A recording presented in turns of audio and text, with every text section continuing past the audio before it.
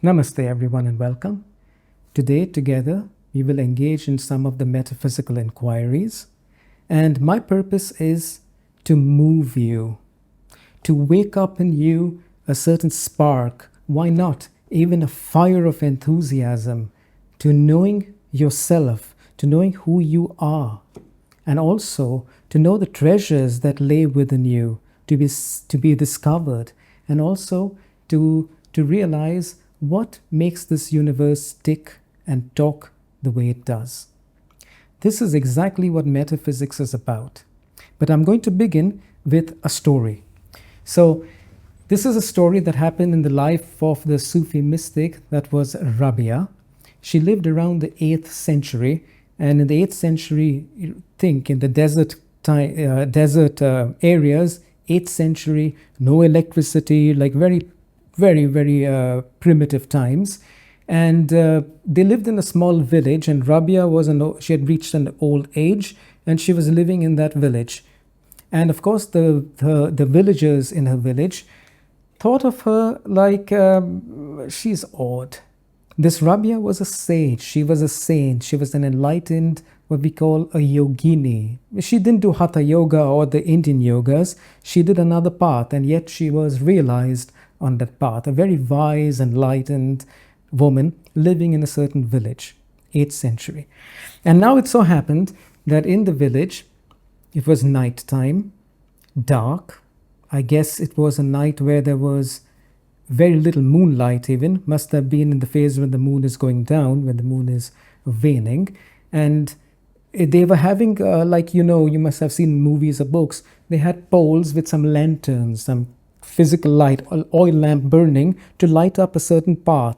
And again, there was no concrete, there was simply mud paths over there. And somebody noticed, look, Rabia at night is walking around the lamp, and she's looking down on the earth, like in the mud, obviously looking like she's looking for something, like maybe the old lady lost something. So the nice people of the village went to her, they gathered, and they asked her, "Hey Rabia, what's the matter? What are you doing out here in the night?" And she said, "Well, my dear friends, you good folks of the village, you've come to help me. Well, you see, I lost my needle, my stitching needle, I lost it. And I'm looking for it." And they said, "Oh my, it's night time. There's just an oil lamp over here. And now she's lost the needle, which is so fine, it's so thin, and she lost it on this big mud path. A little bit of someone just kicking a little sand, and you can't see it anymore. Like it gets covered, so it's like really hard to find a needle in the 8th century on a mud path with an oil lamp." And so they start looking because she's old and they want to help her. So they look and they look and they look. And then eventually they wisen up and they say, "Rabia, can you tell us where exactly you lost the needle? Like, did you lose the needle here, there, or there? So we can all look collectively in a certain spot, like, 2 meters by 2 meters, and we have more chance of finding your needle than all of us scattered on the path. So where did you lose your needle? Point to it." And she says, "Oh, I lost the needle in my hut over there." So the villagers look at each other like, has the old lady lost many screws now from up here? Has she gone crazy? And they said, "Rabia, did you say you lost the needle in your hut over there?" And she said, "Yeah, it fell down. It's dark. I lost my needle in my hut over there." And they said, "But Rabia, then why are you looking on the road over here, on the mud path over here?"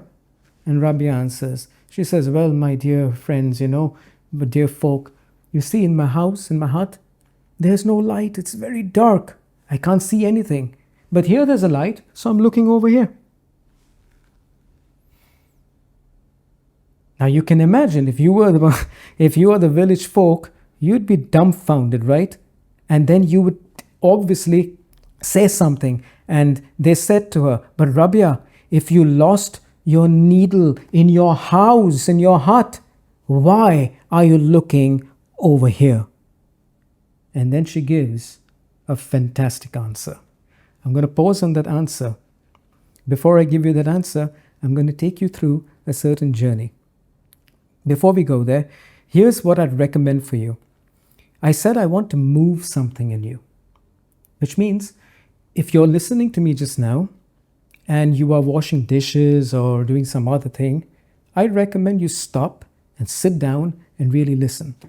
Because you could listen to me with your mind and your intellect, which you must. You must use your mind and your intelligence and evaluate, is this guy speaking any sense or not? But it's not enough to listen to me only with your mind. I'm recommending you listen to me with your heart. Feel with your heart.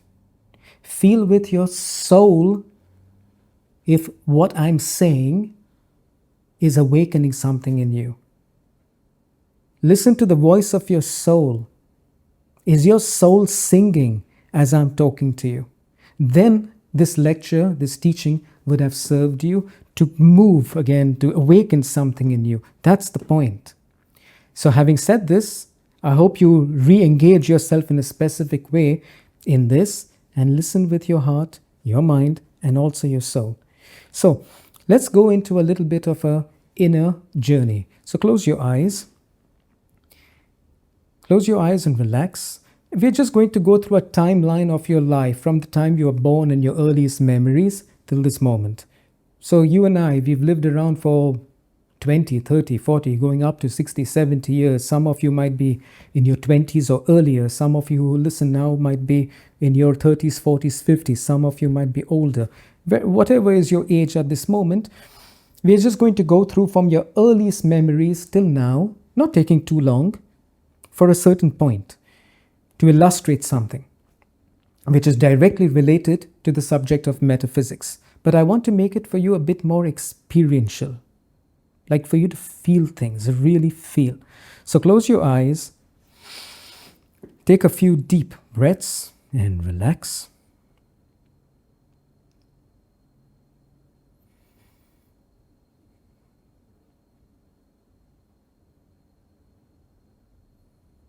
With every breath, let your body and your mind relax deeper and deeper.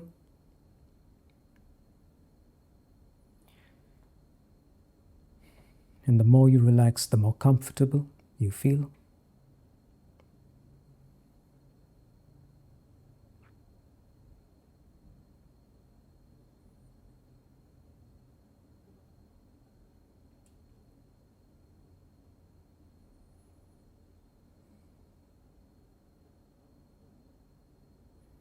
And now focus your attention at the level of your third eye, at the level of your middle forehead. Keep your attention over there.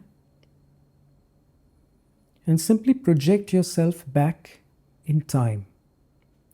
Back in time to your earliest memories in this life.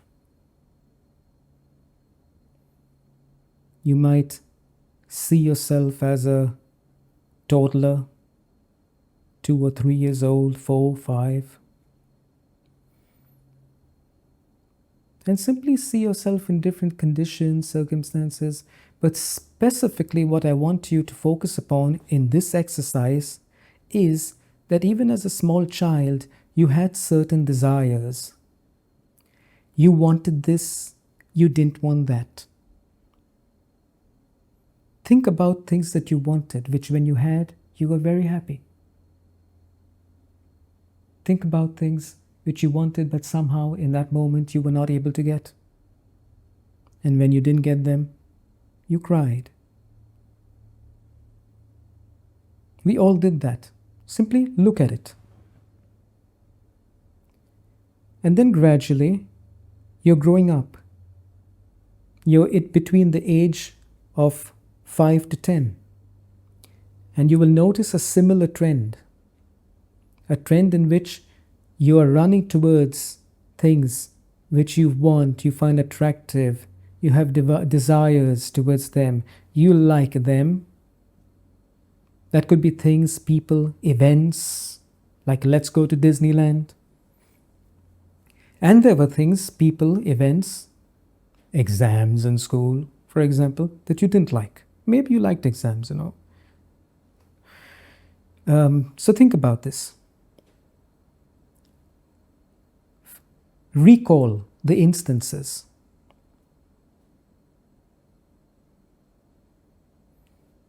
And now you're growing up even more, and you're between the age of 10 to 20. And now you notice you might have even more desires. You want to play with this, you want to experience that. You want to taste this, you want to feel that.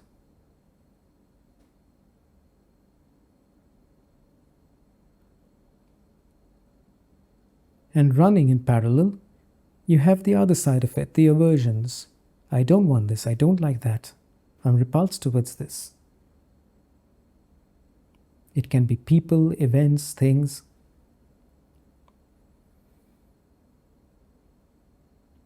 And notice what happens to you, or what has happened to you, that when you achieve, when you get what you want, what are you experiencing? Step into that feeling. Or what do you experience when you get what you want? Maybe you're 16 years old and you're a man or a woman and you approach another person, boy or a girl, for a date and you get accepted. They say, okay, I like you, let's do this thing. What do you experience? If on the other hand, the person said, get lost, this ain't never going to happen, and you go through the feelings of rejection, what's happening in you? So, we came to the age of 20. Now let's go quickly from 20 to 30. Same thing. We are focusing on one specific aspect. We're focusing upon this aspect of the desires, the repulsions, the likes, the dislikes, chasing, avoiding, the promise of the desire to be fulfilled, and checking, was that promise ever really fulfilled?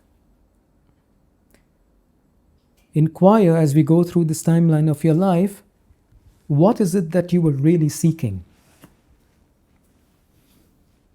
In all those desires and all those people and all those events, running towards them, running away from them, what were you really seeking?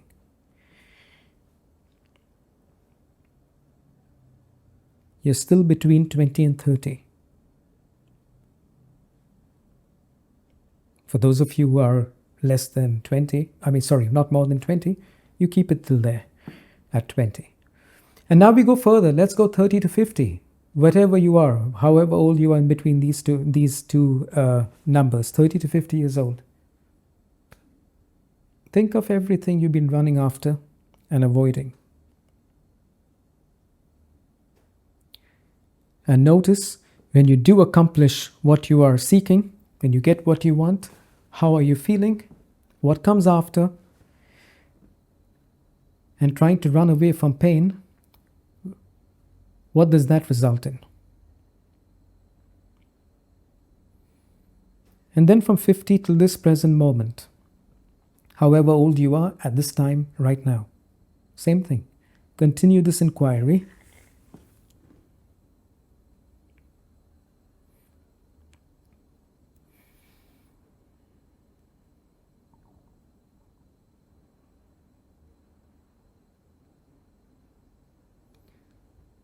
And the most important question in all of this from me to you is, what were you seeking?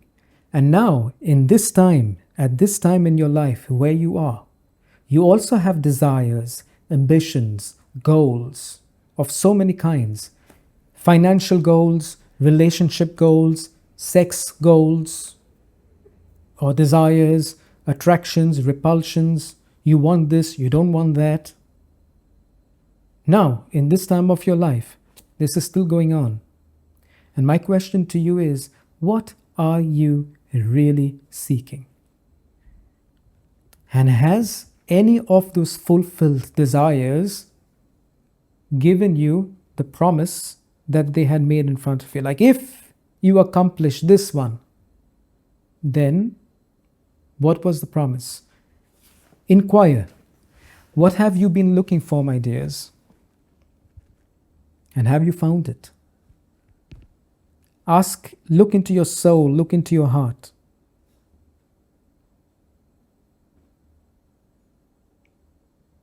then I'm asking you, are you truly at peace? Are you truly happy? Do you deeply and totally love yourself, someone else? That could be your parent, it could be your child, it could be your beloved, the one you say I love you to, like in a romantic relationship. Do you truly love? What are you looking for?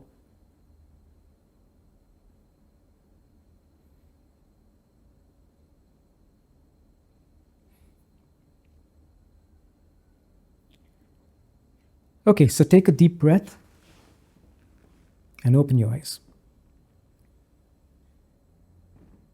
I'm going to continue the story of Rabia. So when the villagers tell her, Rabia, if you lost your needle in your house over there, why are you looking over here? And she says, well, I lost my needle in my hut and it's dark. I don't have any light over there. And the light is here. I can see over here. So I'm looking on the road where the light is. And then the villager said, Rabia, if you lost your needle in your house, you have to look for it in your house. And just because your house is dark, that doesn't make the needle is going to be found over there.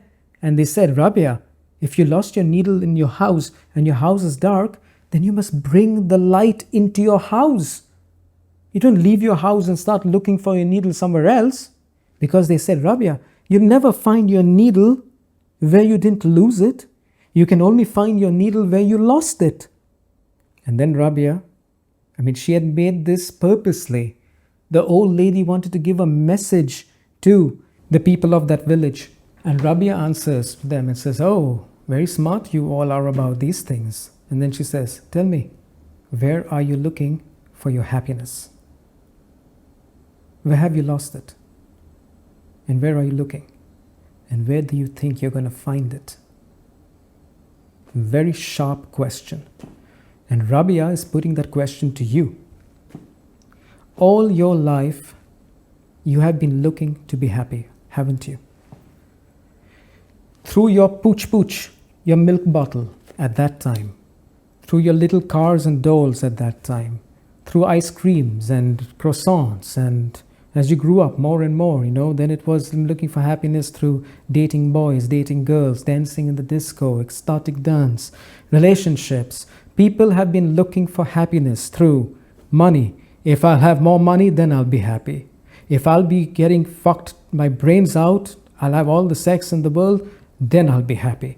When I'll have the ideal relationship of my life, then I'll be happy. When he or she will marry me, then I'll be happy. When I'll have handsome, beautiful, healthy kids, then I'll be happy. When I'll have name, fame, power, then I'll be happy. And did they find it? Did you find it? Elvis had name and fame. Was he happy? Robin Williams had name, fame, money. He had the dream life. Was he happy? Adolf Hitler, Mussolini, and Napoleon had power. Were they happy? Your mom and dad, your relatives, your cousins, just look around you. With all the sex, relationships, family, saga, drama, are they happy? Look at the wealthy people of the world, the rich and famous. Are they happy? Sometimes they are more miserable, actually many times they're more miserable than some of the poor people who live more with their soul and their heart. So it is incontestable, my dear ones, absolutely incontestable, that everything you have and you will have, that you will attain from outside, you will still not have the happiness that you're seeking, because that's what you are seeking through everything.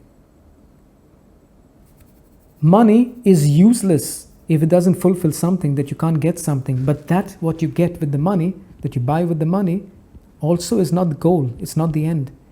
It's the feelings you have from what you got. That you want to feel happy, you want to feel love, you want to feel self-expressed, you want to feel... These are inner qualities. These are inner states. They're qualities of your being. And there's nothing from the outside that can give them to you. It is only your own inner work, It is only your own inner evolution from where there will arise these qualities. And then, and only then, can you truly enjoy your money. Then and only then can you truly enjoy your relationships. Then and only then can you truly love.